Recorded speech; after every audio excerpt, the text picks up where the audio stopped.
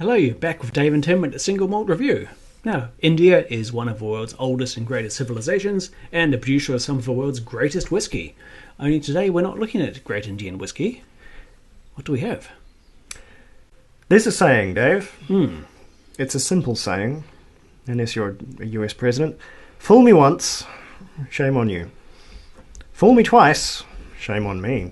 Dave, I'm a fool. Hello, Scotia. I have been thoroughly tricked, and it could be said. You may say that no, I'm not at fault. This was extremely dodgy advertising, and it was. But you know, the signs were there, and I should have done my research, but no. So as I threatened, I've been doing some value buying recently, by which I go to online stores and sort by price, and I scroll down until things stop being miniatures. And through that very scientific process, I find myself looking at the cheapest thing they sell, which is usually not a good idea. But I got a real win out of that one. I got that lovely Grant's.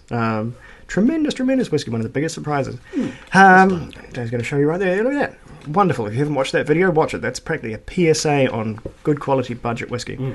And then there's the dark side of that process, by which one ends up with Dark rum. After a fashion. Commander-in-Chief.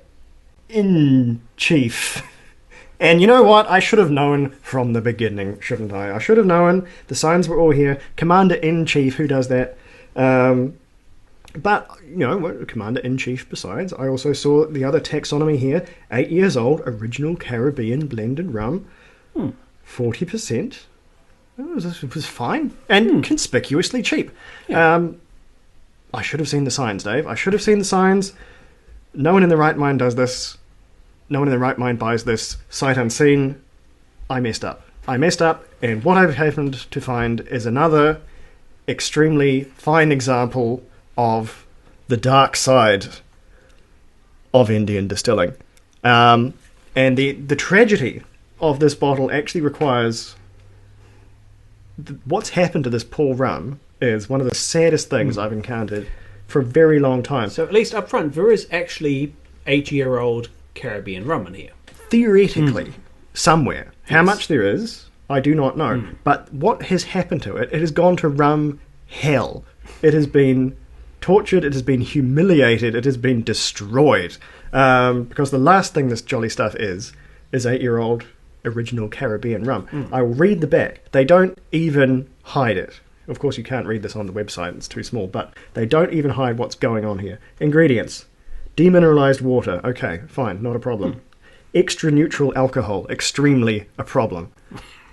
Blended with 8 years old matured spirit. And there's the saddest point of all.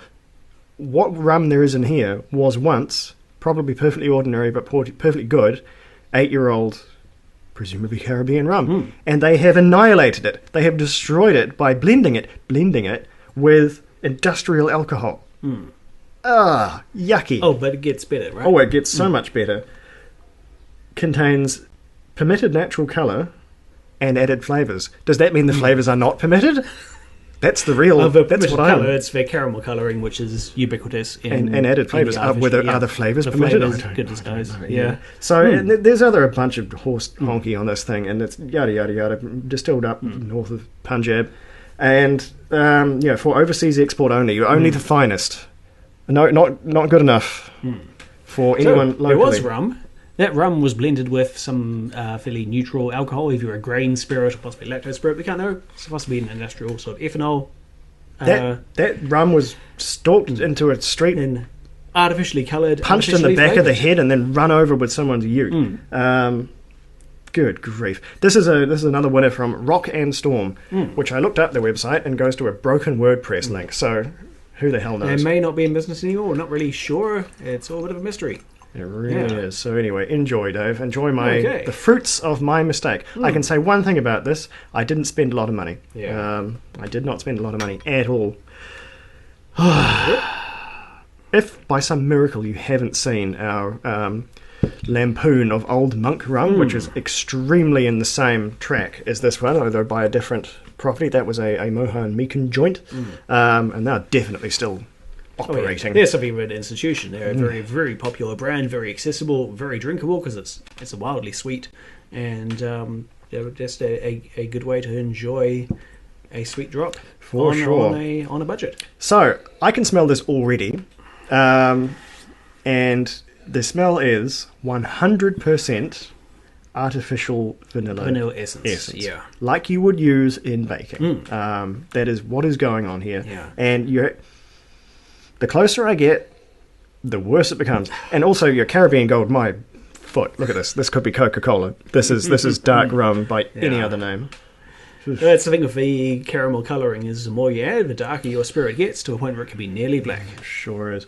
Where did I put the box? I was going to. There's some good stuff on the box, but we'll wait for that. Anyway, let's do this one. It's Dews, I suppose. So it is a interesting mix of vanilla essence and acetone, like nail polish remover on the nose.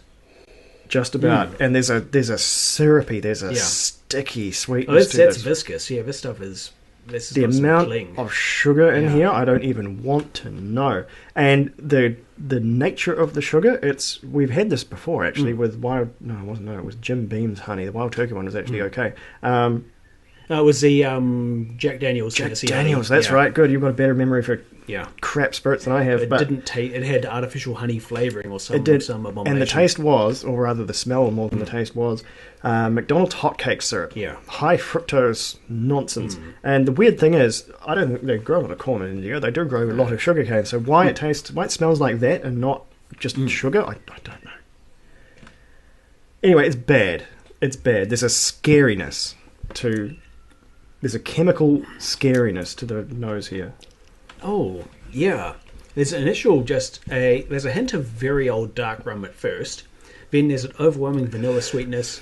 And then it just explodes into bubblegum flavour. Artificial bubblegum. Kind of like bubblegum and... Wild. Like there's like a Dr. Pepper. Yeah, it's got going a cola flavour. Artificial nut. It's what, actual cola nut. It's what Americans... Yeah. And I still don't know why they do this, call cherry Coke. Which tastes like neither cherry nor Coke. It's some sort of marzipan monstrosity, if you ask me. There's a weird chemical smoke of some kind on the very finish of it. It's like that's what's left in my mouth. On the very finish, there's like something burning that shouldn't be burning. There's like a distant tire fire ass kind of burnt rubber, and it clings. There's a bitter, there's a filth, there's a stank. This is so far from a quality product, it's insane. It is flat out insane.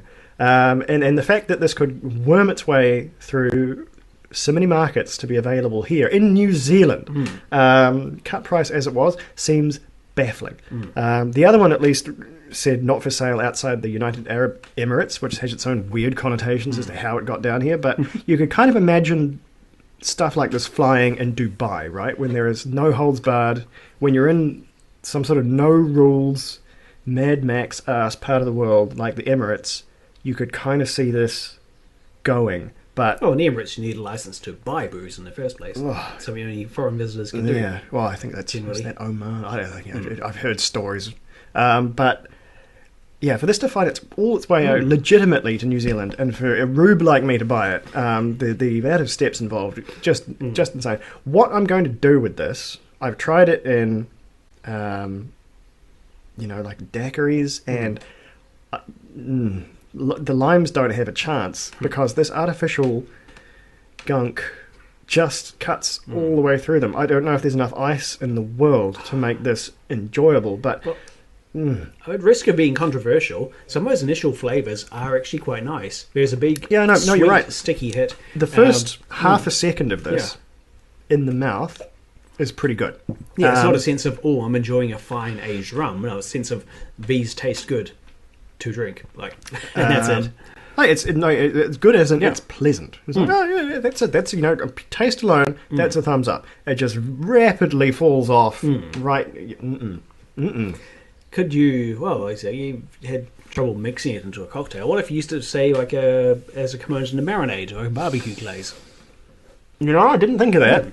As a really rude barbecue sauce, this could actually have... Drop in some spices, add a good amount of paprika, some chili, some brown sugar. You may have just saved this pork or beef. You may have just saved this rum. Yeah, for one of these new age, we put all sorts of weird jazz in here, barbecue marinades. We could be onto something. This go. may take the form of a rack of pork ribs, which might be that much more salvageable. I'm glad you gave me that idea. That could be incredible. Or even splash some in a slow cooker with a joint of meat. Maybe I don't know. I don't want this Got potential anyway. hanging around. I don't want this permeating anything in a way that I can't go Fair back enough. from. But yeah, a sauce. Yeah. Anyway, scores. It almost seems arbitrary to even levy a score on this because it is well past the 50%.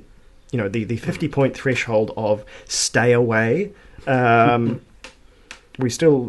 always talk about this, but we've never actually done it. Things that represent, what does a 0 actually look like? Because a 0 should be not even in any way identifiable as whiskey. A 0 is just a cup of piss, like literally, which shouldn't be too hard to come by. So that's that one sorted. And then a 5 might be a literal bottle of meths. So, but the general consensus is past 50 is where something is more enjoyable to drink than it is an exercise. My sliding scale goes from punishment. 0% has no good points, 100% has no bad points. Yeah. It's simply purely representative of how much of this is enjoyable versus unenjoyable. Yeah.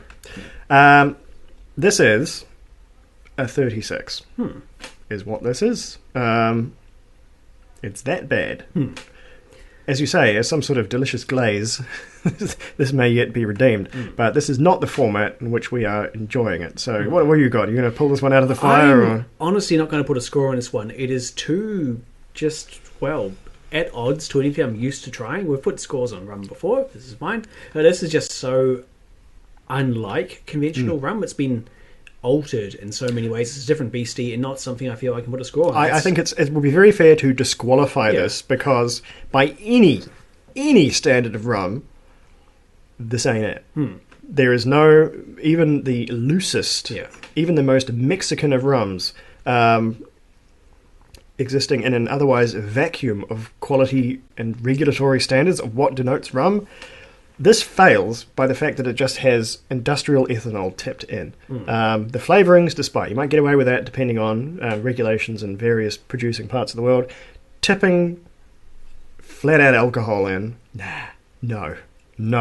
I'm giving a score because I want to hurt it because it's hurt me. But yes, I take your logic for not. It's simply a different beastie. It's a ruling it out. rum-based It's a liqueur spirit or drink. spirit is what drink. they call it. Fair enough. Yeah, if you like that, if you want to, consume affordable alcohol in a very sweet, very kind of fun format, and heck, go for it. I just can't rate it, review it, critique it, whatever. Nope. If this happens a third time, then I'll be twice the fool. And you know what? I'm not ruling it out. I am not ruling it out, but I hope it doesn't happen a third time. Yeah. One of these days, though, we'll have to get some of the rum from the fine Indian distillers. Paul Sure. John, I think not, Amrut possibly also do a rum. So they all come out of rum making backgrounds. They all made rum for decades before they got into making really good whiskey. Considering how amazing the good Indian whiskey is, I'm sure the good Indian rum is just as mind blowing. Oh yeah, because we it should not be misconstrued that we're somehow out to get Indian distilling. No. In fact, we probably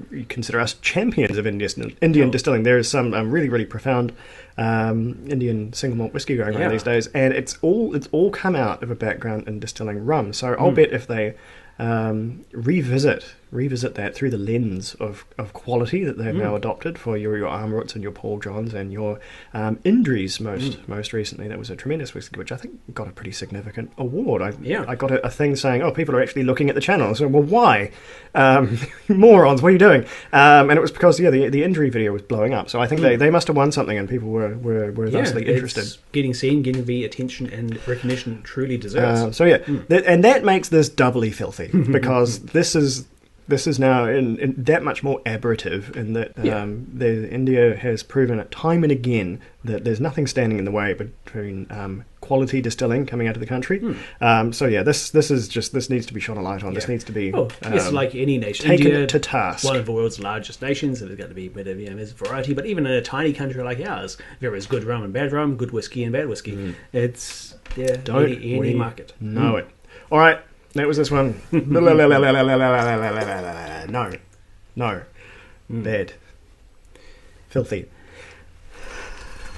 But if your experience with Master-in-Chief, Commander-in-Chief, pardon me, has been different to ours, please do enlighten us. Yeah. We're very keen to... Any Commander-in-Chief fans out there, holler, I guess, is all I can say, and then seek help immediately. Anyway, slanger. We'll be right back.